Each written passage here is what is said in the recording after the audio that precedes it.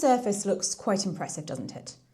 Lots of information, key places for some workflows, and generally, you would think that it was a really useful workspace. And it is workable. You could get stuff done here for sure. But with this workspace, you'd probably spend an extra 3 or 6 hours a week locating, copying, duplicating, and processing information, when this template houses everything from the first one, but is set up to automatically update, reference other projects, save you hours and hours a week, and scale with you exponentially. These clunky notes and scattered information transforms into a powerful business system through the power of relations. This video is going to show you how to go from this to power up your use of Notion and save you a heap of time. I'm Gina. I build Notion systems that save people time, effort, energy, and money, enabling anybody with an idea or passion to start and launch for way less risk, or to make everything way more efficient and far easier. By the end of this video, you'll know not only the 3 things that turn Notion from notes into systems that work for you, but also exactly how to sync your workflows and data across Notion, turning random sections into an automated system. Now, if you're actually here to master Notion for productivity, business building, and generally getting stuff done, hit subscribe. So before we build anything, there are 3 things that actually make Notion systems work properly: master databases, relations, and dashboards. You may know 1 or 2 of these, but how you connect them is actually what takes Notion from information holder to something that works for you. So let me show you how we take that first template into a full built system. Now, this is a lot of information. We have our latest notes, we have our content marketing, we have projects and to-dos, which is fine. But let's start with that master database to really build out a workflow. Now, I work with companies that have anywhere between 1 and 20 different databases, and we always start in the same way of understanding what the master database is going to be, the database or the information that you will use on a daily basis. Spoilers, it's normally your task database.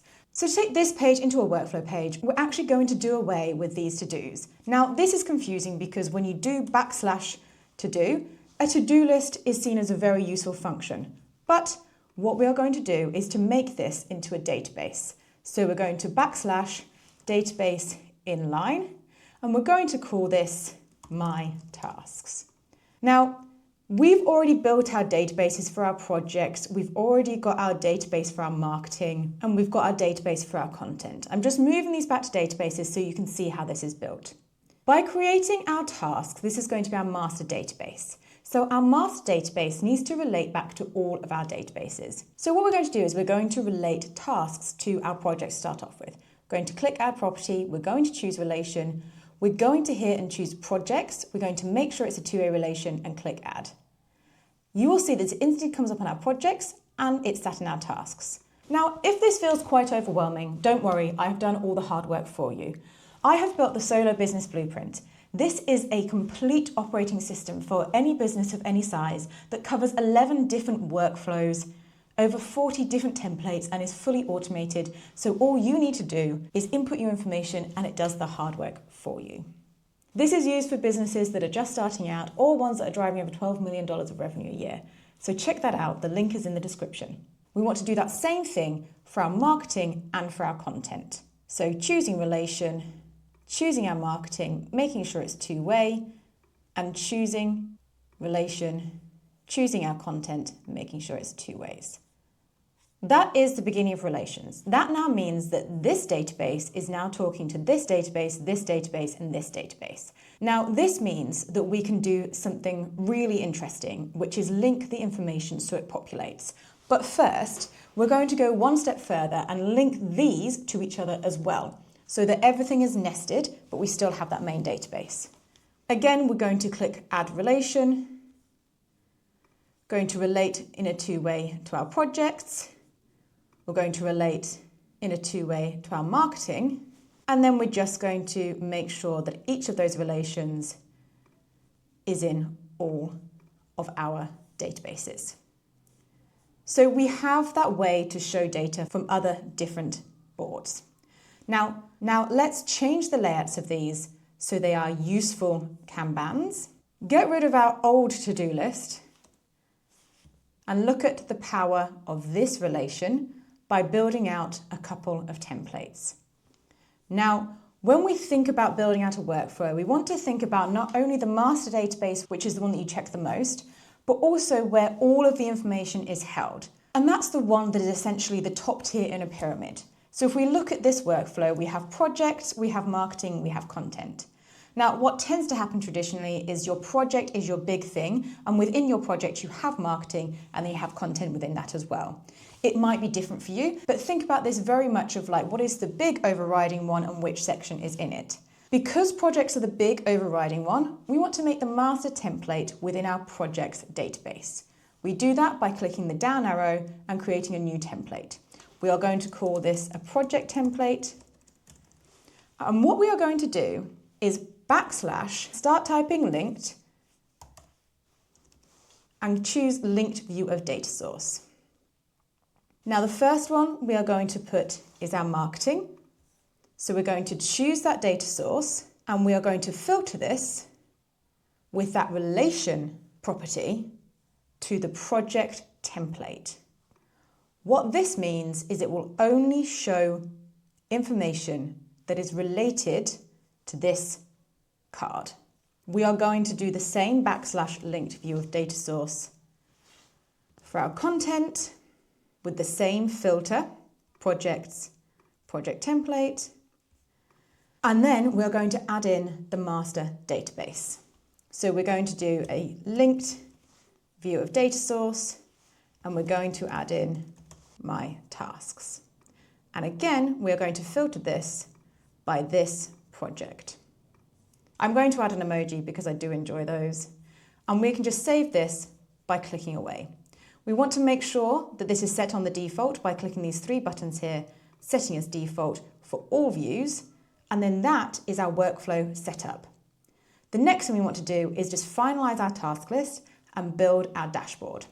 So in our tasks, we're going to add a property of who is accountable for it. We're going to add the due date, and we're going to add a checkbox for whether it's done or not. So let's bring this all together with a dashboard. What we are going to do is come up to the top of our page, add in a heading, give it a color, and this is going to be a linked view of our tasks. So we're going to do /linked view of data source and make sure it is our task board. Now, I like to hide the title. We can also move up the due date and the checkbox. We are going to filter this by unchecked, and we are also going to create another view with the same linked view of data source of the same database that is going to be our urgent tasks. I will create 2 smaller headings. So all tasks. I will duplicate this and move it next to it so I can get 2 nice columns. This is going to be called urgent tasks. Let's change this to red. I'm going to drag up my task database underneath this heading, and this second link view I'm going to drag under this heading. Now, to make this dashboard really useful, what we are going to do is filter this not just by unchecked, but also by due date relative to this week. And you can make this today, you can make this relative to anything, but this will bring up any of our tasks that are really urgent. Let's tidy this up a little bit and let's move our projects further up as this is our main chunky pieces we're working on. So let's go through how we can actually use that automation. Let's say we've got a new project. So we open our project template. In here, we can add our marketing. So launch campaign. We can add our content, launch video. And we can add our tasks, right?